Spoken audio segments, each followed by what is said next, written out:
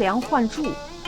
The empress was jealous that one of her husband's concubines was pregnant and she was not.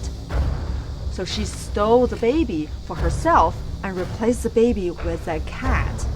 The court then accused the concubine of being a witch and jailed her. Sabotage your adversary by removing his key support.